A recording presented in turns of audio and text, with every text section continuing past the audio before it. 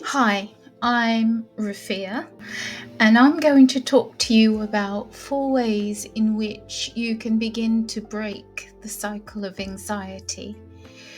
One of the things I want to bring up is to always consult with your doctor and health professional for all your mental health and physical health concerns.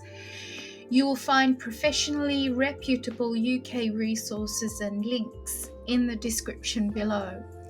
However, viewers in other regions, please seek help from a professionally qualified doctor in your area. The following video is about making a start when you are overwhelmed and don't know how to begin addressing your anxiety triggers. You are prompted with questions for self-reflection in a directed way so that you can start to plan how to manage the causes of your anxiety. Knowledge is power. So, content warning. This self-reflective exercise prompts questions that visit past anxiety and may be triggering to highly sensitive viewers. Please approach with caution if you're especially affected by this topic. Advise that you read through the script before watching the video fully, and there is a downloadable available in the description below as well. We begin with the first prompt about knowing your triggers. What are your triggers? Find a space that makes you feel safe and happy. This could be at home, in a room that you love spending time in, or it could be in a bustling coffee shop that you feel safe and happy in. The following self-reflective prompts may take days or a couple of hours. It is up to you and your way of processing the following questions. Think of the most recent situation where you felt anxious. What specific aspects of that situation do you think triggered your anxiety? Try and be as specific as you can and avoid any generalization. Next, can you say more about the episode of anxiety? What were your thoughts before, during, or after? What were your feelings? And lastly, say as much as you can about the physical sensations, again, before, during, or after the episode. The next prompt. Are there any places, people, or activities that you tend to avoid due to anxiety? What do you think they trigger, the feelings they trigger? Sometimes small things can unexpectedly trigger anxiety.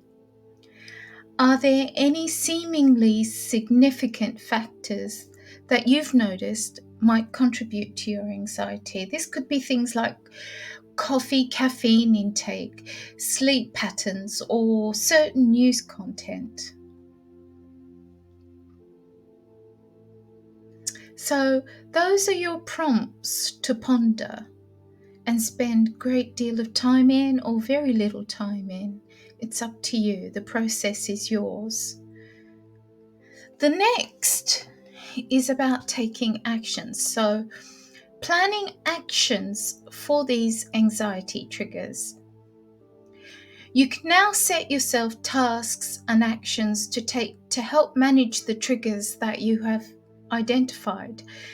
Remember to keep these realistic and simple so that they are easy to implement. You don't want it to be overwhelming. You just want it to give you a sense of hope and accomplishment when you achieve them. It can be as simple as using a self-soothing technique. For example, you can say things like, I'm going through this difficult time right now. However, I know that things will get better. Or, I'm not in a good place today. Tomorrow will be better. You can put in place breathing techniques that work for you, or find ways to avoid those triggers to prevent the anxiety episodes from happening. And next, explore and do what you really enjoy. There is nothing like distracting anxiety with things that make you feel safe. Art galleries, museums, taking yourself off to a coffee and cake date with a good book. We all feel better when we get out of the house. Taking a walk for 15 minutes just to take in your surroundings and maybe even indulge in people watching. These all can change the state of your mind. Discover ways to socialize that is comfortable and safe for you. Going to the cinema with friends and family, picnics, taking a walking weekend away, and so on. Lastly, calming, self-soothing skills.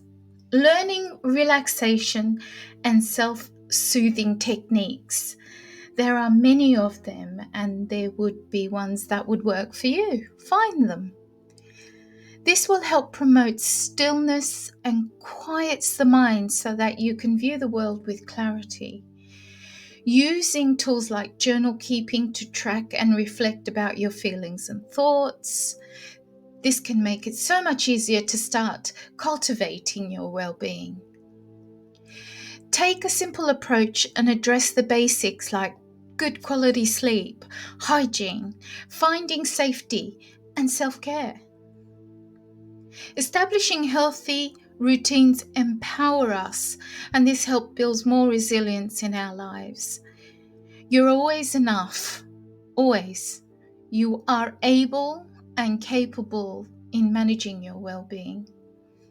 It is not a sign of weakness to ask for help because you come first. See your doctor, see a health professional. Do your research, enroll in training programs to educate yourself to understand mental health. Be informed and be kind to yourself. Thank you and good luck on your journey to well-being.